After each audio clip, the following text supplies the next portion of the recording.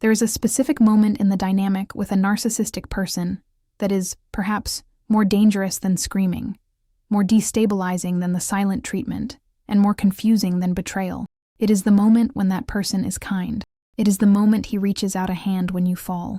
It is the unexpected, expensive gift on a random Tuesday. It is the wise advice that seems to come from someone who genuinely cares about your growth.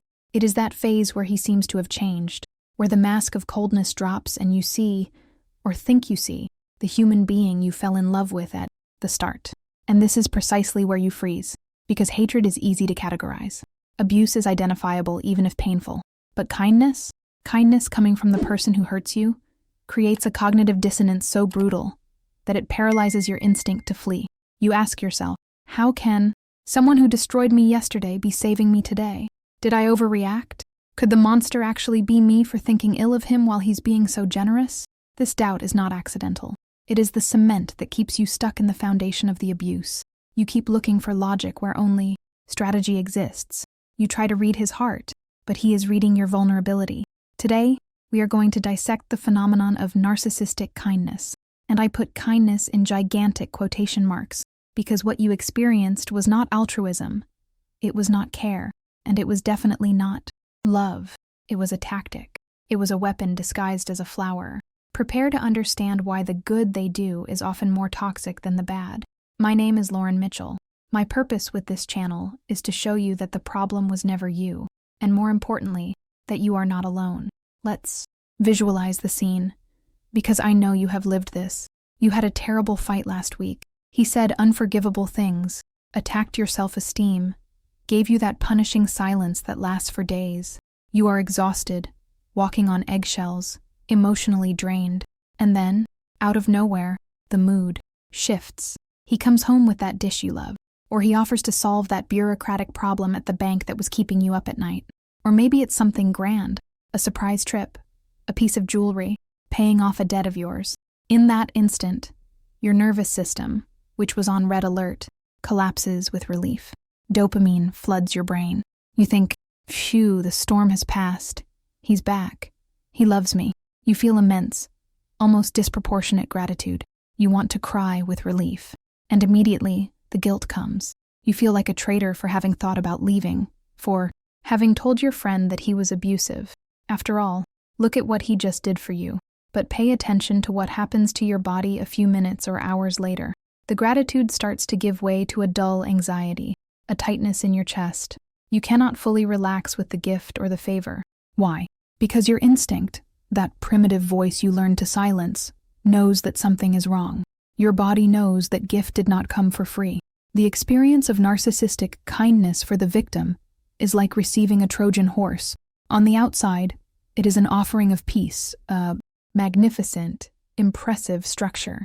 But as soon as you bring it inside your walls, as soon as you accept the gesture and let your guard down, the soldiers emerge from within to massacre the city while you sleep. This kindness generates a paralyzing mental confusion. You start justifying the previous abuses based on this new act of generosity. He is not mean, he was just stressed. Look how generous he is. You start editing reality so that it fits this new evidence of love, and that is exactly what he wants. What you need to understand, and what we are going to explore now, is that, for the narcissistic mind, kindness is never an end in itself. It is never about the other person. It is always, invariably, a means to an end. It is a tool in the utility belt of control, and this tool operates through very specific mechanisms that we will decode now. The first psychological pillar that sustains narcissistic kindness is absolute transactionality. In healthy relationships, kindness flows. I do something for you because I want to see you happy, and that makes me happy. There is no accounting. Tomorrow you do something for me, or you don't. And it's fine, because the foundation is trust and mutual affection. In the narcissistic world, that does not exist. The narcissist is a ruthless banker in a rigged game. Every act of kindness, every favor, every gift, every compliment is immediately recorded in a mental ledger that he carries. And this record does not just serve for memory, it serves for debt collection. When he does you a favor, he is not giving you something. He is lending you something at abusive interest rates. He is buying shares in your will. He is acquiring the right to control you in the future. Have you noticed how his help is always accompanied by an expectation of submission? If he paid for dinner, he feels entitled to decide what you will do for the rest of the night. If he helped you fix the car, he feels entitled to criticize how you drive or how you take care of your things. This creates what we call the invisible contract.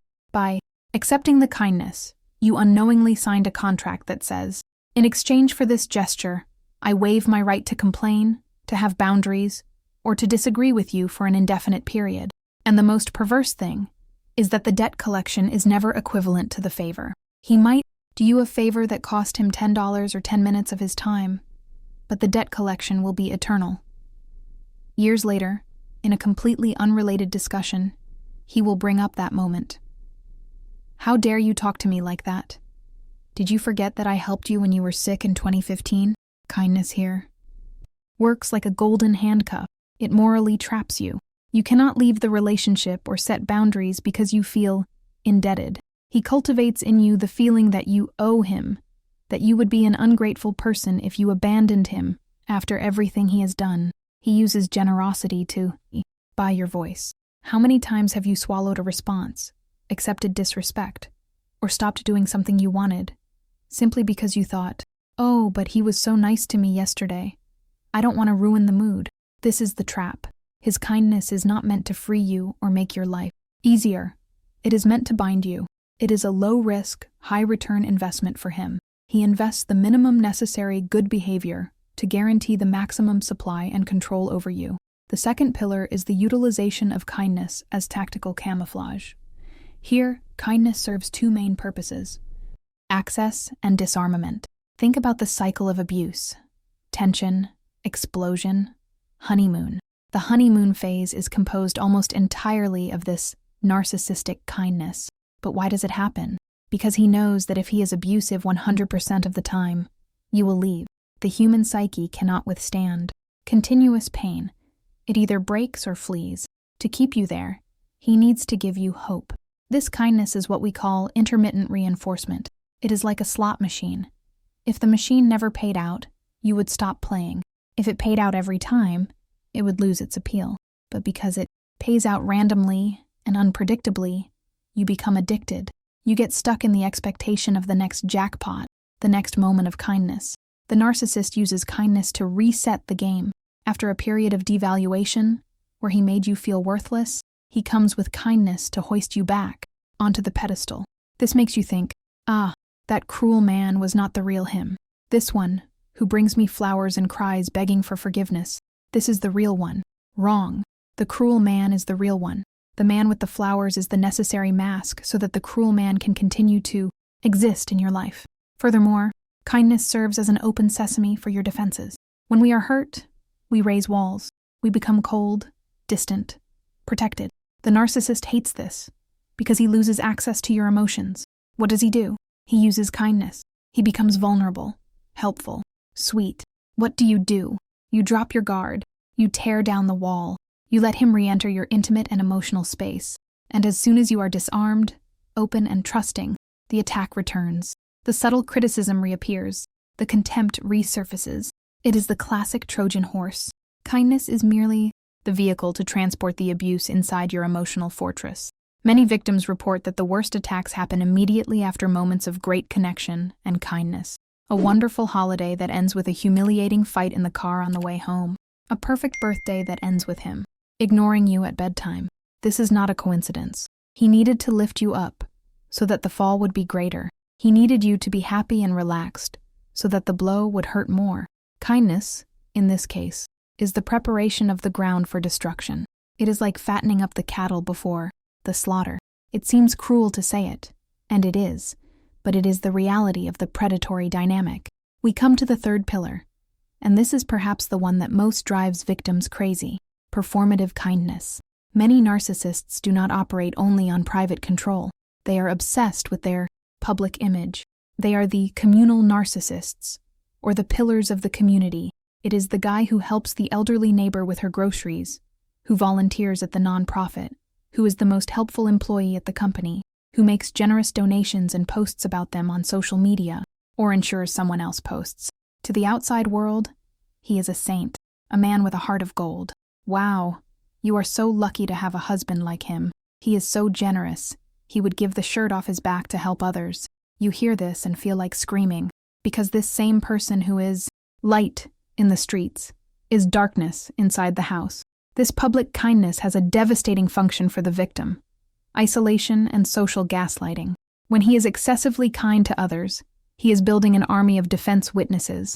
If one day you try to report the abuse, if you try to tell someone what he does behind closed doors, who will believe you? Him? Roberto, who rescues stray dogs? Impossible. You must be exaggerating. He is such a good soul. His kindness toward the world invalidates your pain.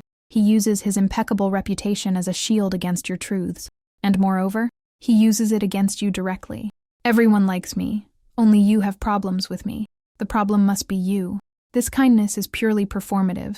It is narcissistic supply. He does not help the neighbor because he cares about her back pain. He helps because he wants the adoration, the applause, and the validation of being seen as the savior. It is about the mirror, not about the other person. And note the cruelty. He has energy, time, and smiles for strangers, but comes home and does not have a good morning for you. He spends the stockpile of kindness in the shop window and leaves the warehouse empty for his partner. This makes you feel unworthy. Why is he wonderful to everyone but me? I must be very hard to love. No, it is because you are already captured. He does not need to buy your adoration all the time.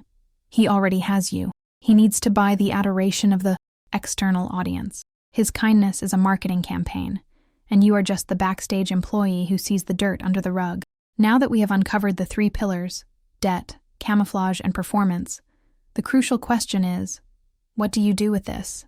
How do you deal with narcissistic kindness without being sucked back into the cycle? The turning point begins with a linguistic and emotional reclassification. Stop calling it kindness. Stop calling it a gift. Stop calling it help. Start calling it what it is: maneuver, bait, loan. When he does something good, do not react with the childish, desperate gratitude he expects. Maintain your healthy skepticism. Ask yourself internally, what is the price of this? What does he want in return? What is he trying to cover up with this? You do not need to be sharp or aggressively reject everything, which can generate narcissistic fury, but you need to internally reject the contract of debt.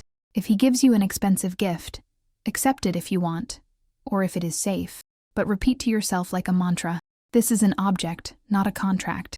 Accepting this does not buy my silence. It does not erase past abuses, and it does not oblige me to stay here. Disassociate the object from the emotional obligation. Understand that real generosity does not hurt. Real generosity does not make you anxious. Real generosity is not thrown in your face 3 months later in an argument. If his kindness makes you feel like you are walking on eggshells, it is not kindness, it is control. The moment you stop being dazzled by the golden crumbs he throws is the moment he loses power.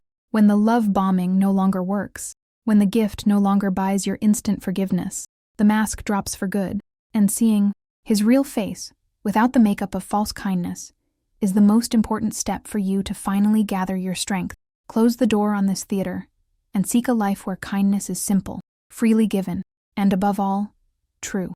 You deserve a kindness that is not a weapon. Never forget that. In the description of this video, you will find a link to the only material you need to understand and reframe what you have experienced. Feel free to leave your testimony, your venting, or even a suggestion for a topic for the next video in the comments below. Click on the suggested video on the screen and stay with me. Remember, you are light. Never forget to shine.